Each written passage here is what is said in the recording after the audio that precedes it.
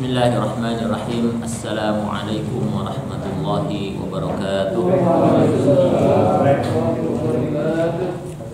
Alhamdulillahi rabbil alamin wa bihi nasta'inu ala umuri dunya waddin. Wassalatu wassalamu ala sayyidil mursalin nabiyyina Muhammadin wa ala alihi wa sahbihi ajma'in. Allahumma 'allimna ma jahilna wa dhakkirna ma nasina wa zidna ilma wa na'udzu bika min hali ahli an-nar. Allahumma la sahla illa ma ja'altahu sahla wa anta taj'alul hazna idza syi'ta ya hayyu ya qayyum sahla. Allahumma ihdina wahdi bina waj'alna sababan liman ihtada waj'alil khaira yajri 'ala aydina waj'alna kal ghaith aina ma halalna nafa'na. Allahumma ahrimna ladzata ma'asiyatik warzuqna ladzata ta'atik bi rahmatika ya arhamar rahimin. Hadirin al-mukarramun, para asatid, para kiai, para hujjaj, para tokoh jamaah Masjid Jami'atul Maryam An-Naim yang dirahmati Allah Subhanahu wa taala. Mari sama-sama sebelum kita lanjutkan kepada kajian rutin malam Sabtu, yaitu untuk jadwalnya Kitab Nurul Dhalam, syarah daripada Aqidatul Awam, sama-sama kita membacakan Al-Fatihah.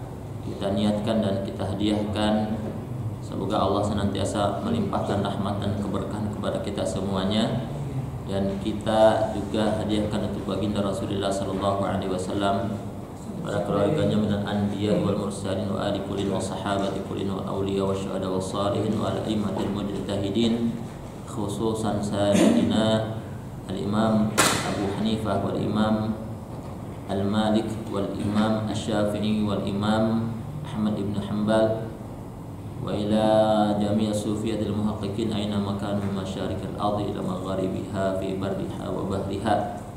Kemudian untuk juga kita hadiahkan untuk keluarga kita, abagina wa ummahatina wa ajdadina wa jaddatina wa ikhwanina wa akhwatina wa amamina wa ammatina wa khawalina wa khawalatina wa intasaba ilaina wa liman lahu haqqun alaina wa liman ahsana ilaina wa man awsana bidu'a, juga kepada masyayikhina wa muallimina ghafarallahu lana wa lakum wa ala kulli niyatin salihah, dan juga untuk hajat-hajat kita semuanya insyaallah qabul. Ala hadina wa ala kulli niyatin salihah wa ala ma nawa syekhana wa salafuna salih fi qira'ati suratul Fatihah min jabi kulli khair wa dafi kulli syarr. Al-Fatihah. A'udzu billahi minasy syaithanir rajim. Bismillahirrahmanirrahim. Alhamdulillahi rabbil alamin. Ar-Rahmanir Rahim. Maliki yaumiddin. Iyyaka na'budu wa iyyaka nasta'in. Ihdinas siratal mustaqim. Siratal ladzina an'amta 'alaihim ghairil maghdubi 'alaihim waladdallin. Amin. Bismillahirrahmanirrahim. Allahumma ihtatu bidalbillah qulu ma sya'allah qulu la ilaha illallah babu Muhammadur Rasulullah sallallahu alaihi wasallam. La hawla wa la quwwata illa billahil aliyyil azim. A'udzu min bismillahirrahmanirrahim. Alhamdulillahi rabbil alamin arrahmanir rahim maliki yaumiddin. Iyyaka na'budu wa iyyaka nasta'in. Ihdinas siratal mustaqim. Siratal ladzina an'amta 'alaihim ghairil maghdubi 'alaihim waladdallin. Amin. Subhanallahu la ilaha illa huwal hayyul qayyum. La ta'khudhuhu sinatun wa la nawm. Lahu ma fis samawati wa ma fil ardi. Man dhal ladzi yashfa'u 'indahu illa bi idhnihi. Ya'lamu ma bayna aydihim wa ma khalfahum wa la yuhituna bi shay'in min 'ilmihi illa bima sha'a. Wasi'a kursiyyuhu as-samawati wal arda wa la ya'uduhu hifdhuhuma wa huwal 'aliyyul 'azim. Bila sadarat wastadaratil malaikatu bi baninati rasul bila khandakin wa rasurin min kulli qadari mahdhur hatta li mahdhur min jami' shurur. Tarasna billah min 'aduwina wa 'aduwina nisa'aki 'arshillah ila qawa'il ardillah. Alfi la hawla wa la quwwata illa billahil 'aliyyil 'azim. Bin'atuhu la tanqati alfi la hawla wa la quwwata illa billahil 'aliyyil 'azim. 'Azimatuhu la tanshakku bi alfi la hawla wa la quwwata illa billahil 'aliyyil العلي العظيم اللهم إن أحد أرادني بسوء من الجن والإنس والوحوش وغيره من سائر المخلوقات من بشر أو شيطان أو سلطان أو وسواس فلنظره في انتكاس وقلبه في وسواس وإنه في إفلاس وبإذن إلى رسل في سنة ألف ألف ألف لا حول ولا قوة إلا بالله العلي العظيم وصلى الله على سيدنا محمد وعلى آله وصحبه وسلم والحمد لله رب العالمين.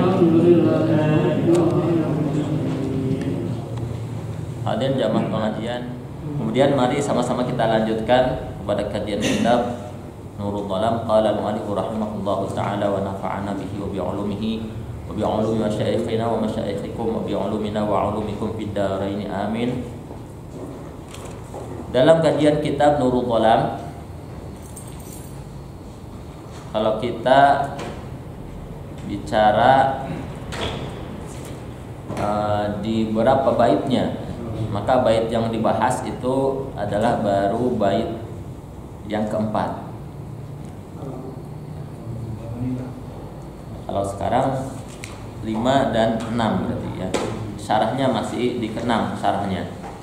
Jadi syarah yang ke-6 halaman 6. Tapi mari sama-sama kita baca terlebih dahulu 4 bait ini, mudah-mudahan suatu hari nanti bisa kita hafalkan. Sebenarnya tidak hanya bait Aqidatul Awam saja yang keinginan kami ini bisa dihafalkan, tapi juga yang di awal itu yang memang ada niat ta'alum wa ta'lim yang pernah di-share oleh guru kita di grup. Saya memang ketika mengisi pengajian di sekolah yang memang dipimpin di yayasannya, adalah pimpinan yayasannya itu mertua saya, itu saya mengisi pengajian dan saya mentalkinkan kepada murid-murid untuk menghafalkan niat belajar dan mengajar dari Imam Abdullah bin Alawi Al-Haddad yang mungkin sering saya baca, nawaitu ta'alluma wa ta'lima wa tadhakkura wa tadhkira wa naf'a wa intifa'a wa ifadata wa istifadah. Karena memang niat ini Masya Allah ya, niat yang senantiasa mengingatkan kita semuanya bahwasanya dalam segala halnya kita itu harus ikhlas. Dan kita juga harus meyakini bahwasanya la khalasa illa bil ikhlas. Tidak akan ada pertolongan kecuali ketika kita sudah ikhlas. Kalau kita sudah ikhlas, insya Allah pertolongan Allah akan datang dari jalan manapun itu. Tuh. Saya mengajar harus ikhlas. Ketika memang saya juga merasa ilmunya kurang, tapi memang diberikan amanah, ketika ikhlas maka Allah akan bantu sehingga yang keluar dari lidah itu adalah sesuatu yang memang kalau benar itu datang dari Allah Subhanahu wa taala. Ada kemudahan di dalam prosesnya. Maka dari itu memang niat itu mudah-mudahan kedepannya nanti bisa kita hafal ya. Kemudian yang bait ini pun karena memang sudah dibahas di awal bahwasanya barang siapa yang menghafalkan Aqidatul Awam, matanya itu dakhalal jannah. Sebagaimana matan-matan yang lain sebenarnya, ya tinggal dipilih. Aqidatul Awam 56 bait. Itu didoakan dakhalal jannah, masuk surga. Kemudian ada yang simpel memang yang kemarin yang terkait dengan Imam Nabi Khadir ya. Namanya Abul Abbas Balia bin Malkan Al-Khadir. Nah, itu juga siapa yang hafal itu, siapa yang tahu itu dakhalal jannah. Juga kalau kita bicara matan-matan yang lain seperti contoh matan Syatibi, begitu juga dakhalal jannah. Jazariyah didoakan juga dakhalal jannah. Sebenarnya banyak jalan-jalan yang bisa kita tempuh untuk menuju surga. Kalau kita melihat ulama-ulama kita, mereka itu begitu dekat kepada Allah sehingga mereka pun membentangkan jalan untuk kita yang mengikuti jalan-jalan mereka. Gitu. Maka dari itu ya kita bisa memulai meniti dari mana saja yang insya Allah jalan-jalan tersebut adalah jalan yang ditunjukkan oleh guru-guru kita, sebagaimana kita selalu minta dalam surah Al-Fatihah, ihdinas siratal mustaqim, tunjukkanlah kami jalan yang lurus. Nah ketika kita meminta kepada Allah jalan yang lurus, bingung jalannya siapa yang lurus itu. Nah, hanya kita meminta siratal ladzina an'amta 'alaihim ghairil maghdubi 'alaihim waladdallin, yaitu jalan orang-orang yang kau beri nikmat minan nabiyyin wasiddiqin wasyuhada wassalihin, para nabi, orang-orang yang siddiq, para syuhada, para salihin. Nah kalau kita bicara guru-guru kita, para kitab ini adalah termasuk orang-orang yang ya wali, aulia, para salihin, sehingga memang itu jalan yang selalu kita minta di dalam Al-Fatihah kita.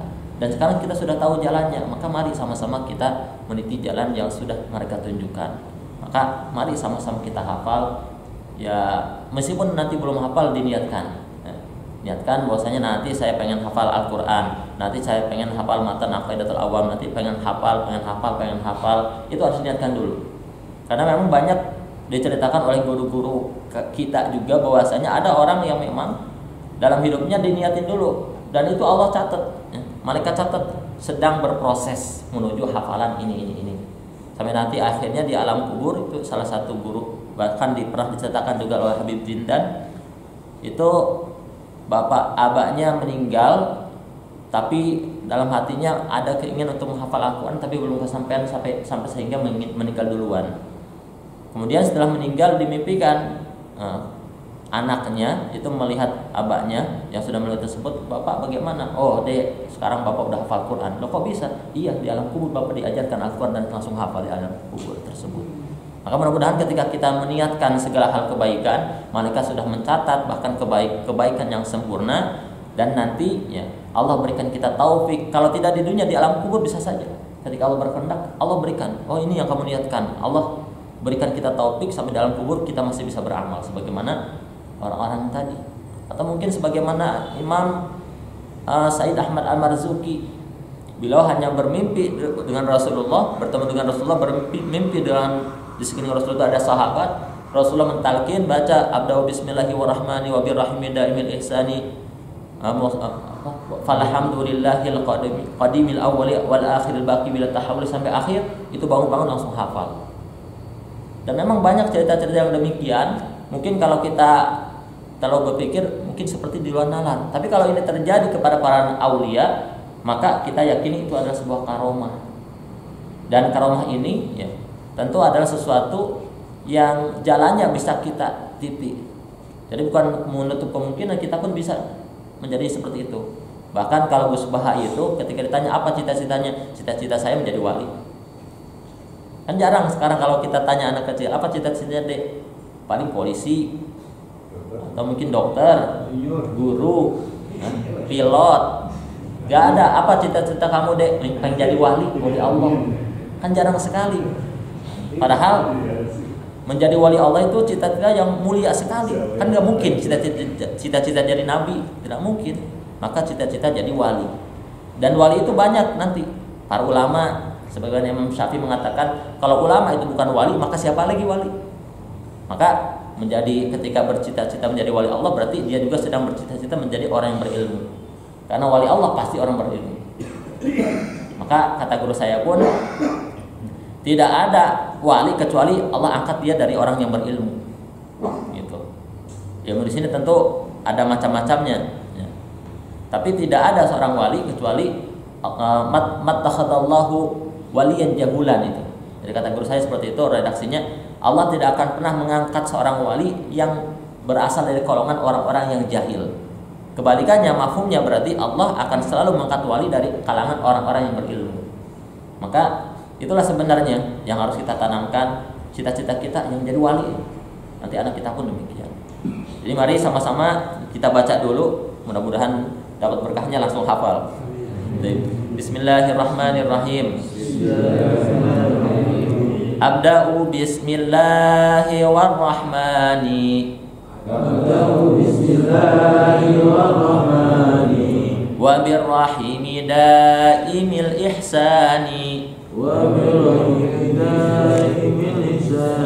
Ada di ininya, di apa? Di yang pinggirnya. Kemarin kalau nggak salah saya udah kirim print itu ya ke Pak Yusuf ya, yang satu file itu ya, yang di WA ya. Oh iya belum itu.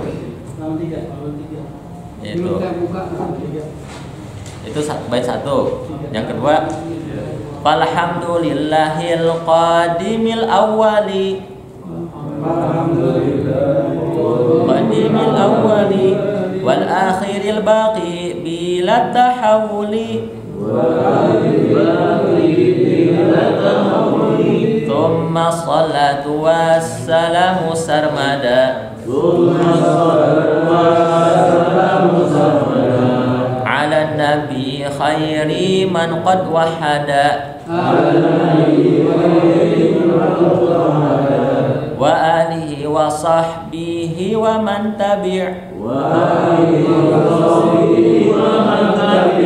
sabila dinil haqqi ghaira mubtadi'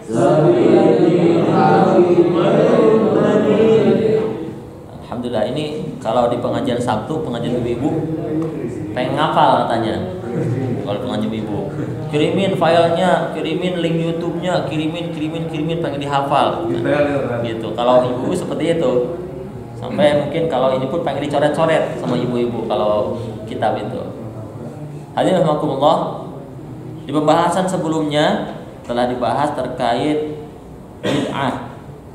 Jadi pemahaman terkait bid'ah itu bukan pemahaman yang semacam pemahaman yang menyimpang, ya saya katakan menyimpang, yang dipahami oleh beberapa kelompok saudara-saudara kita. Kenapa saya katakan saudara? Karena mereka masih muslim. Tapi memang secara pemahaman ini terlalu ekstrim. Sehingga kemarin kita sudah membahas terkait bid'ah, bahwasanya memang secara bahasa bid'ah itu sesuatu yang baru. Tapi harus dipahami, bid'ah yang terlarang itu adalah bid'ah sesuatu yang baru yang tidak ada zaman Rasul dan tidak ada landasannya dalam agama. Itu yang dikatakan bid'ah yang yang sesat. Ya. Artinya di sini tidak ada landasan dalam agama, artinya ketika dia bertentangan dengan agama itu baru dikatakan sesat. Kalau masih ada landasan dalam agama, maka sesuatu yang baru tersebut tidak dikatakan sesat. Artinya maka bid'ah itu nanti dibagi-bagi, bahkan ada yang wajib, tidak ada dasarnya, tapi secara tuntutan agama ini harus. Seperti di Quran itu dibukukan, bahkan diharokati dan lain sebagainya. Karena dulu Quran tidak ada harokatnya, bahkan ada fase-fasenya, fase harokat, fase penitikan, fase dan banyak sekali fasenya dalam menyempurnakan tulisan Al-Quran sehingga bisa dibaca oleh umat-umat di akhir zaman. Gitu. Apalagi umat-umat yang memang tidak memahami ilmu bahasa Arab. Sekarang meskipun tidak memahami ilmu bahasa Arab, yang penting paham cara membaca Al-Quran itu bisa baca. Gitu. Nah, itu sesuatu yang memang tidak ada di zaman Rasul, tapi agama menuntut itu harus. Sehingga maka bid'ah ini wajib. Bahkan ada bid'ah yang lain, yang sunnah. Bid'ah yang makruh ada. Contohnya menghiasi masjid. Makruh, tapi makruh ini jangan sampai diartikan dengan bahasa kita gitu. Bahasa yang memang artinya kan makruh, dibenci. Sehingga tulisan di masjid, kaligrafi di masjid, pokoknya menggambar menghias masjid, bahkan menghias Al-Quran itu hukumnya makruh. Jangan diartikan ini dibenci oleh Allah, jangan. Karena makruh dalam syariat itu adalah sesuatu yang kalau dilaksanakan itu tidak apa-apa. Kalau ditinggalkan justru mendapatkan pahala. Kalau diniatkan untuk tidak dilaksanakan maka mendapatkan pahala. Kalau dilaksanakan ya tidak apa-apa. Jadi kalau sana ada tulisan di masjid tulisan indah atau membuat masjid yang indah, yaitu makruh memang, tapi ya tidak apa-apa, nggak dosa. Jangan sampai ini ada sesuatu yang dibenci oleh Allah. Sejak kapan ulama mengartikan makruh itu adalah sesuatu yang dibenci? Tidak. Ulama mengartikan makruh itu adalah ma la yu'aqabu ala fi'lihi wa yustabu ala tarkihi. Sesuatu yang kalau dikerjakan ya tidak dosa, kalau ditinggalkan dapat pahala. Gitu. Itu yang makruh. Makanya banyak definisi hukum punya makruh yang terkadang dipahami terlalu ekstrim. Contohnya rokok. Ya saya katakan rokok itu makruh karena orang tua saya merokok, kakak saya merokok. Kalau saya langsung ambil haram, ya sama aja saya berarti meyakini orang tua saya sedang berbuat yang dosa. Dan kalau saya tidak melarang itu, wah, bagaimana nanti status saya di hadapan Allah nanti? Kamu tidak melarang orang tua kamu berbuat dosa dengan mengkonsumsi sesuatu yang haram, kan begitu. Maka saya yakini rokok itu ya makruh hukumnya. Nah, tapi saya juga tidak mengatakan makruh itu dibenci. Tidak. makruh itu sesuatu yang kalau dilakukan tidak apa-apa, tidak dosa. Kalau ditinggalkan dengan niat untuk meninggalkan perkara makruh justru mendapatkan pahala. Sehingga kalau saya niatkan untuk tidak melakukan demikian, saya tidak ikut orang tua saya, mudah-mudahan itu terus mengalir pahala gitu. Kemudian juga di antara sesuatu yang dijelaskan oleh Imam Nawawi terkait bid'ah itu adalah salaman, musafahah. Ada orang musafahah ba'da salat. Kemudian dikatakan, "Oh, ini bid'ah, tidak ada zaman Rasul orang salaman ba'da salat." Tidak ada. Orang kalau baru ketemu baru salaman ya sunnah, katanya gitu kan ya. Kalau baru ketemu salaman sunnah. Ma min muslima idal taqa muslimani. Kemudian kalau tidak perlu itu kama qala Rasulullah, ketika dua orang yang muslim bertemu kemudian mereka saling bersalaman, maka dosa mereka itu akan gugur berjatuhan ya, sampai mereka itu berpisah kan seperti itu. Atau sampai salamannya berpisah. Itu kan memang disunahkan. Musafahah ketika bertemu itu disunahkan. Nah, kalau kayak kita ya, kalau seperti kita habis sholat kok musafahah, kan kita sholat ketemuan kok musafahah, maka kata Al-Imam Al-Allamah Ba'asyan dalam kitab Busyra Karim, beliau mengatakan ala anna katsiran qalu bi sunniyati dzalik ay musafah mutlaqan, bahwasanya yang namanya salaman itu hukumnya sunnah secara mutlak, mau kapanpun sunnah salaman itu. Pada sholat gimana? Sunnah. Kenapa? Karena orang ketika sholat maka dia sedang berada di alam lain. Ketika dia mengatakan Allahu Akbar, maka dengan Allahu Akbar itu kan takbiratul ihram. Dia sedang menghadap Allah, sehingga apapun yang bersangkutan dengan dunia harus ditinggalkan. Orang sudah takbiratul ihram, haram hukumnya makan. Ya, makanya tidak sah kemarin. Ya, orang yang masih merokok menjadi imam. Karena ketika takbiratul ihram merokok pun jadi haram. Tidak boleh, batal nantinya. Imam sambil merokok kan tidak boleh. Ya. Kembali lagi. Kembali lagi dipakai. Kalau bahasa. Jadi memang ketika takbiratul ihram itu seolah-olah kita tuh fil ghaibah, ya. Kita sedang tidak bersama saudara-saudara kita karena kita sedang fokus menghadap Allah. Kan ketika kita sholat tidak mungkin kita bilang gimana kabar, tidak mungkin, batal nanti sholat kita. Ketika sudah Allahu Akbar berarti kan memang sedang masing-masing kita. Sampai akhirnya kita berproses dalam sholat, kita tutup dengan Assalamualaikum warahmatullahi, Assalamualaikum warahmatullahi. Ketika itu sudah terkat, kita kalau dari sholat baru kita ketemu lagi dengan saudara kita di samping kita. Maka ketika itu dikatakan li'anna fi sholatil ghaibah. Dalam sholat itu berarti kita sedang tidak bertemu, sedang tidak berkumpul, sedang masing-masing, sedang ghaib, sedang istilahnya ya ghaib itu kan, merasa bahwasanya kita ini sendiri, tidak ada siapa-siapa di samping kita ketika sholat. Wa bisalami yahsulul liqa, dan dengan salam itu, dengan salam maka kita seolah-olah baru ketemu lagi dengan saudara kita. Maka ketika kita salam musafah setelah sholat, ya itu pun disunahkan sebagaimana orang yang baru ketemu kemudian bersalaman, itu hukumnya sunnah gitu. Itu kurang lebihnya beberapa penjelasan ulama terkait hukum bersalaman setelah sholat. Jadi ulama mengatakan sunnah, ya bukan bid'ah. Ya kalau yang mengatakan bid'ah, ya habis sholat ngeliat HP, ada dalilnya tidak? Habis sholat kamar mandi, ada yang melarang tidak? Wah, nggak ada yang melarang. Habis sholat buka HP, habis sholat kamar mandi, habis sholat mau salto contohnya gitu kan, habis sholat tidak ada yang melarang, boleh-boleh saja. Lah orang mau salaman kok dilarang? Kan logikanya kebalik gitu. Makanya ya ini hal-hal yang seperti ini harus kita pahami bahwasanya tidak semua yang baru itu dilarang. Yang dilarang itu ketika dia bertentangan dengan syariat agama. Contohnya zaman Rasul zuhur itu 4 rakaat, tahu saya mah ibadahnya kuat, mau 5 gitu. Nah ini bertentangan dengan agama, bid'ah, itu tidak boleh gitu. Karena apa?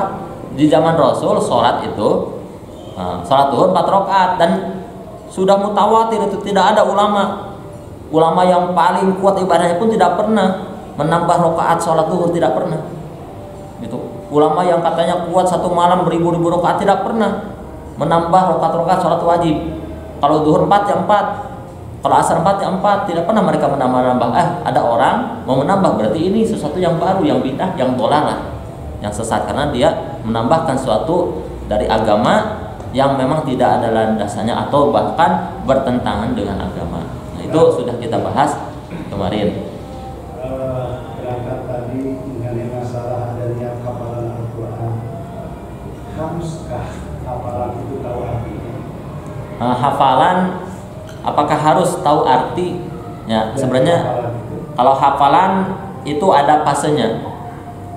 Memang ada fase hafalan gitu kan.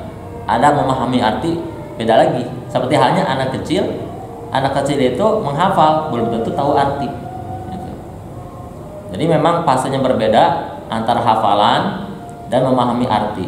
Nah, kalau kita bicara terkait afdhaliyah, keutamaan, maka ketika kita menghafal, ya, agar sesuatu hafalan tersebut adalah bukan, kalau dalam ta'limul muta'allim itu agak apa istilahnya itu satir banget bahasanya.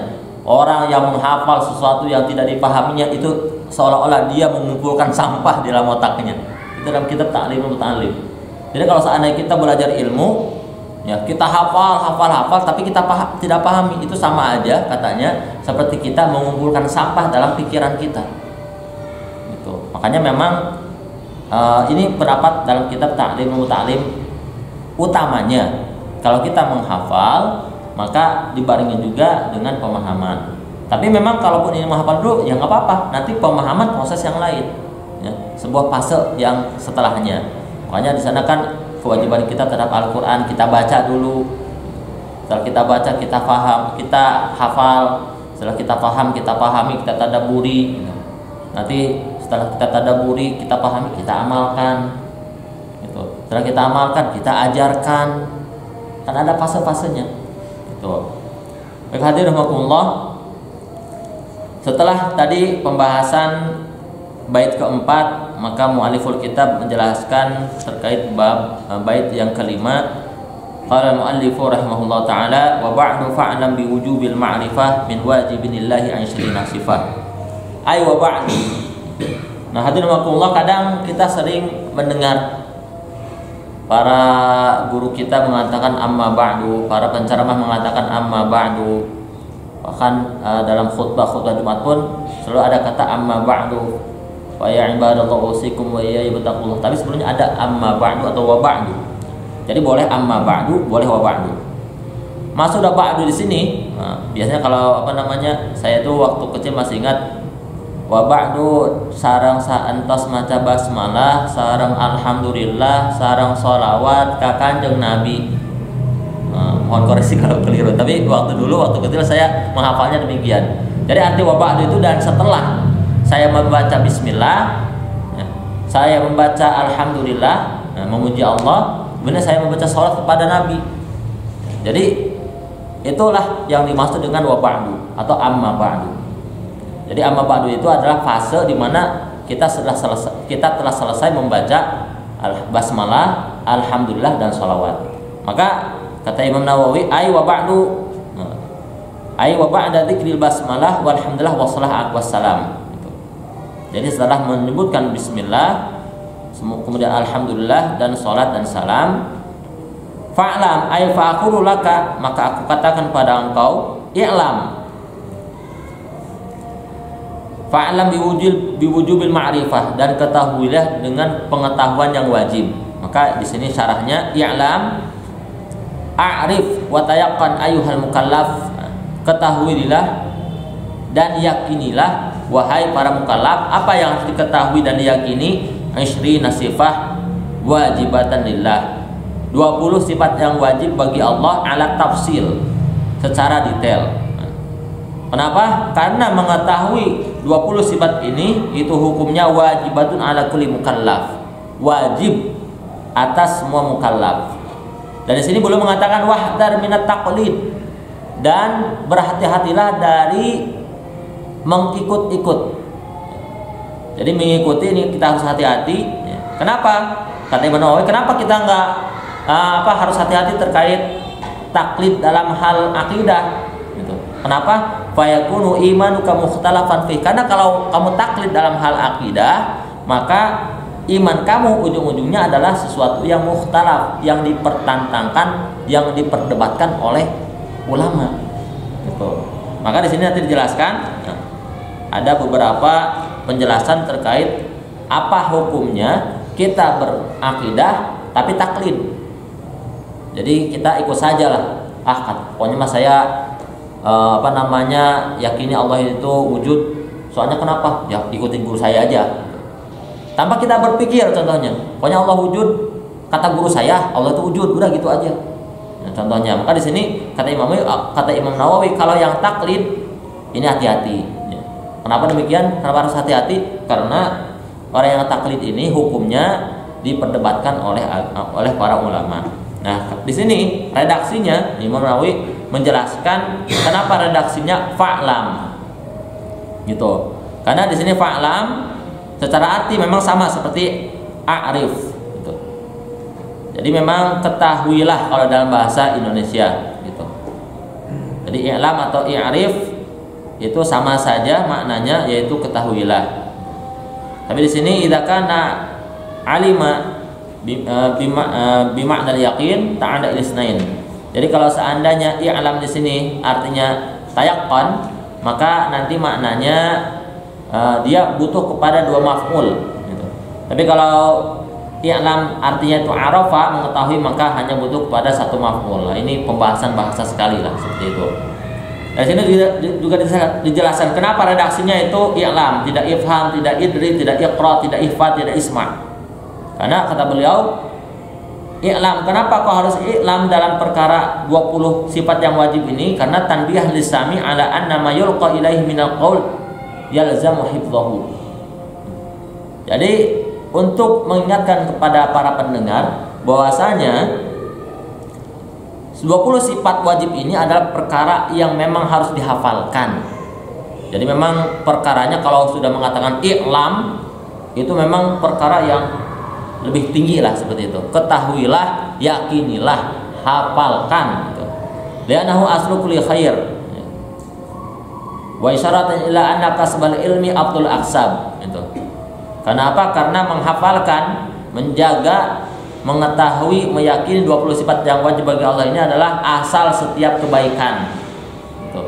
Karena memang semuanya kan berawal dari keyakinan kita ya. Kebaikan itu berawal dari keyakinan kita. Ketika keyakinannya benar, berarti nanti kebaikan yang kita laksanakan pun adalah kebaikan yang benar, yang insya Allah diterima oleh Allah Subhanahu Wa Taala. Wa isyaratan ila anna kasbal ilmi afdalul aksab, juga menunjukkan bahwasanya menuntut ilmu kan i'lam, berarti kan dari kata ilmu kan. Nah, itu adalah perbuatan yang paling utama. Kemudian kata Imam Nawawi, kenapa kok i'lam? Kenapa tidak memakai ifham, pahami? Ya, jadi di sini makanya dalam la ilaha illallah itu, la ilaha illallah itu perintahnya yang sudah jelas sekali adalah fa'lam annahu la ilaha. I'lam, ilmu, bukan fafham atau fadri, fakro, fahfad, fasma, bukan, tapi fa'lam. Maka berawal dari sana Imam Said Ahmad Marzuki juga Imam Nawawi, beliau itu sampai menjelaskan ini kenapa menggunakan ilam, karena memang ini sesuatu untuk mengingatkan kepada orang yang mendengarkan ini bahwasanya apa yang akan dijelaskan setelahnya itu adalah sesuatu yang penting yang harus dihafal, dan juga ini menunjukkan kepada ilmu, dan memang menuntut ilmu adalah perkara yang paling utama. Dan kenapa tidak dikatakan ifham, pahami? Karena yang namanya paham itu harus ada sesuatu dulu. Sedangkan ini kan 20 sifat ini kan baru mau akan dijelaskan. Gitu. Makanya paham ini tidak relevan kalau Said Marzuki mengatakan wa ba'du fafham bi wujubil, tidak relevan karena bagaimana mau dipahami orang belum dijelaskan gitu. Kemudian kenapa tidak mengatakan idri? Nah, dalam bahasa Arab itu banyak idri yang artinya memang ketahui juga, wa ma adraka mal qari'ah, kan idri, ketahuilah. Tapi ketahuinya itu diroya, ada proses ya. Proses yang diroya yang namanya idri ya, pengetahuan yang memang diketahui dengan cara diroya itu kan butuh proses yang lama. Sedangkan mengetahui sifat-sifat Allah yang wajib itu perkara yang harus segera.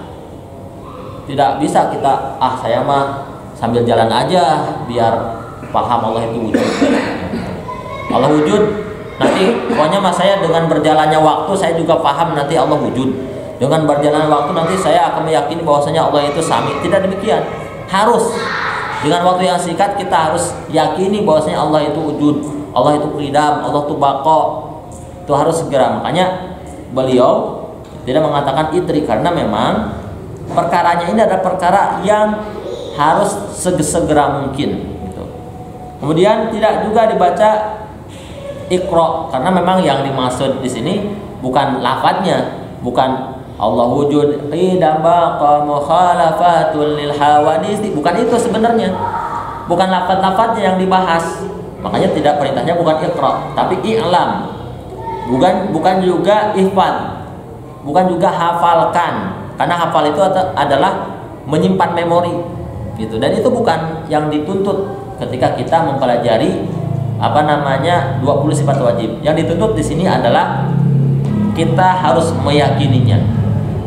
Dan kita di sini dijelaskan yalzam hifdhuhu, kita yakini dan harus segera mungkin kita harus hafalkan, tapi tidak sekedar hafalkan tapi juga diyakini dan diketahui dengan ilmu yang yakin gitu.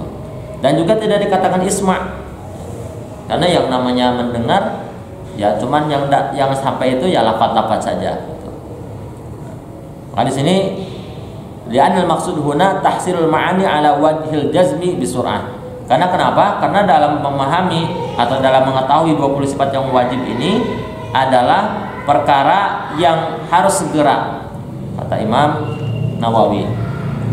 Kemudian dikatakan biwujud bil ma'rifah, ini menunjukkan bahwasanya hukum mengetahuinya adalah wajib. Wajib bagi kita mukallaf. Apa saja di sini min wajibillahi isrina sifah, daripada 20 sifat yang wajib bagi Allah. Ini min wajibin bayanul lisin isrina maqulun bihi sifat tamyiz. Nah, yang dikatakan ma'rifah di sini hakikatul ma'rifah kan kita bisa mengatakan. Makanya dalam usul fikih itu nanti ada penjelasan. Ada derajat, nanti ada waham, ada syak, kemudian ada waham, syak, ada dhon, ada ilm gitu. Nah, dalam ilmu akidah ini harus ilm. Dalam ilmu akidah ilm. Kalau dalam fikih dhon gitu. Kalau dalam fikih cukup dhon, tapi dalam akidah ini harus ilm atau yakin gitu. Makanya di sini ketika kita dikatakan biwujubil ma'rifah ya kan, berarti harus dengan benar-benar tahu, harus dengan benar-benar tahu. Maka di sini dijelaskan hakikatul ma'rifah itu adalah al-jazmu al-muwafiq lil haqq an dalil. Jadi al-jazm keharusan gitu kan, sebuah keharusan yang sesuai dengan kebenaran tapi berdasarkan dalil gitu, berdasarkan dalil. Atau kalau dalam ilmu kan al-ilmu wa ma tabaqa al-waqi' itu kan. Jadi ilmu itu sesuatu yang sesuai dengan fakta gitu. Al-haq itu ya, al-haq kalau salah. Ada al-kadhib, ada al-haq gitu. Jadi otomatis di sini ma'rifah itu adalah sesuatu yang sesuai dengan benar, dengan kebenaran, tapi dia berdasarkan kepada suatu dalil. Nah, kemudian di sini makanya dijelaskan kalau ini kan ma'rifah harus berdasarkan kepada dalil. Jadi kita tahu kebenaran dan kita tahu dalil kebenaran tersebut, baru dikatakan ma'rifah. Tapi kalau taklid itu ya, kita meyakini ya, isi dari perkataan orang lain, atau kita meyakini perkataan orang lain, meyakini perbuatan orang lain, meyakini pernyataan orang lain, tapi kita tidak tahu dalilnya apa. Itu makanya kalau ada orang mengatakan, mohon maaf saya berikan contoh yang sama lagi, rokok, saya mah ngikutin guru saya, kiai saya kan ngerokok, ya saya mah biar bekah aja ngikutin kiai saya. Dan itu berarti taklid, ya, taklid. Dan bisa jadi kiainya dapat hukum makruh, ya, bahkan bisa sunnah, karena kiainya kalau nggak ngerokok itu nggak ngaji. Tapi kalau udah ngerokok, baca kitab semalaman hatam bisa, kan ada yang seperti itu. Itu bagi kiai tersebut bisa jadi sunnah, atau mungkin kiai tersebut menjadikan rokok itu adalah sesuatu yang memang beliau jadikan, ini adalah sesuatu yang memang makruh, tapi memang ini cara bersyukur beliau kepada Allah Subhanahu Wa Taala. Jadi benar-benar dijadikan sesuatu untuk sarana bersyukur. Maka untuk kiai-kiai tersebut bisa jadi rokoknya mungkin sunnah, bisa jadi wajib, malah malayatimul wajib ila bi fahuwa wajib. Sesuatu yang memang tidak sempurna suatu wajib kecuali dengan hal tersebut, maka suatu tersebut bisa jadi wajib. Kiai kalau nggak ngerokok, nggak ngaji, berarti rokok itu hukum, sedangkan ngaji hukumnya wajib, berarti rokok hukumnya bisa jadi wajib, gitu. Nah, itu kan kiai tahu ilmunya, kita hanya ikut kiai. Itu kan tahu kita kerjanya ngerokok, ngaji enggak, ngerokok usaha enggak, itu kan. Nah, sesuatu ini bisa dikatakan taklid nantinya. Jadi kita ikut seseorang, ya, perbuatan seseorang, dan kita tidak tahu dalilnya. Maka dalam hal ini, kalaupun mau merokok, pelajari dulu dalilnya, ya, pelajari dalilnya, itu kan. Maka dengan demikian, ya, kita tidak dikatakan muqallid. Kemudian di sini jelaskan, tapi di sini ada penjelasan lagi. Yang namanya taklid itu kita tidak tahu dalilnya, kita tidak tahu dasarnya.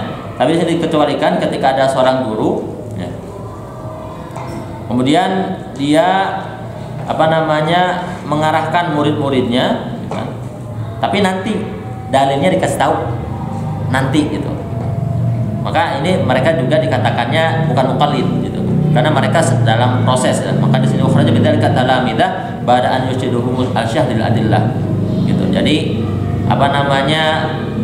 ada guru mengajarkan muridnya sehingga muridnya ngikutin gurunya, dan setelahnya nanti gurunya ngasih tahu dalilnya. Itu berarti tetap si murid tersebut tahu dalil, maka tidak dikatakan taklid.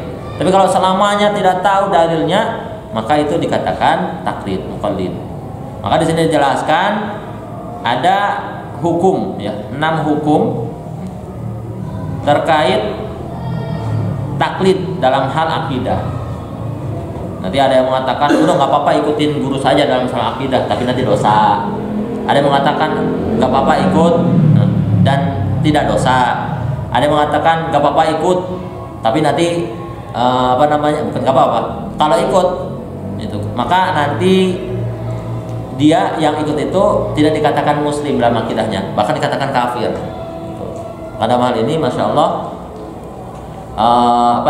perlu sekali, ya, dalam hidup kita itu menuntut ilmu, karena apalagi terkait dalam akidah, karena nanti jangan sampai akidah kita itu bagaimana yang diwanti-wanti oleh Imam Nawawi, wahdar anit taklid fayakunu imanaka mukhtalafan fi.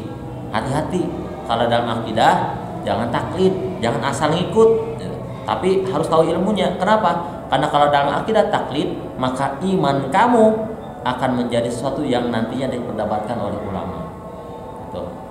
Mungkin itu saja yang bisa disampaikan dalam kajian kitab Nurul Dhalam Syarah Aqidatul Awam. Mudah-mudahan bermanfaat, dan mudah-mudahan dalam hal kajian ini, sebagaimana hukum daripada mempelajari akidah yang wajib, maka kita dalam hal ini mendapatkan pahala wajib,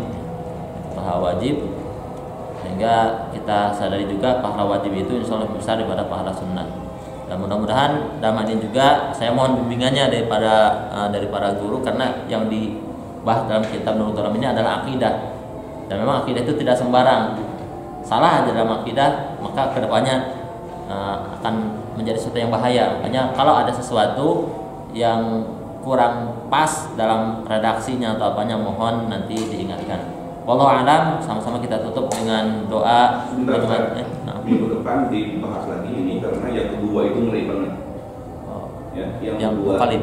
ya, yang valid ngeribangkan. Jadi kan barusan baru sinopsisnya tadi. Iya, betul. Jadi minggu depan yang 6 itu siap dibahas ulang. Sama akidah ini ya. Siap. Jadi insya Allah minggu depan kita bahas secara detail terkait hukum orang yang akidahnya itu taklid. Nanti ada 6 kelompok, 6 hukum. Ada kelompok orang yang nanti begini, nanti hukumnya apa, yang begini nanti hukumnya apa. Gitu.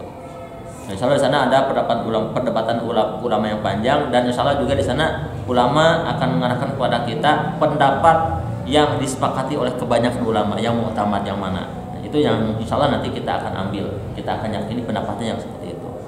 Wallahu a'lam. Ada tambahan lagi? Oke. Kalau pertemuan yang ada di bab itu yang sekarang ini jangan sampai hadir nanti putus. Nah, berat ini masalahnya. Akidah. Salah yang melenceng udah. Jadi kata Pak Kiai, karena pembahasan akidah dan masih ini masih setengah-setengah, jadi biar nanti mendapatkan ilmunya 100%, diharapkan hadir semua. Yang hadir malam ini juga nanti hadir terus, dan memang setiap selanjutnya memang seperti itu terus. Insya Allah mudah-mudahan kita bisa selalu hadir.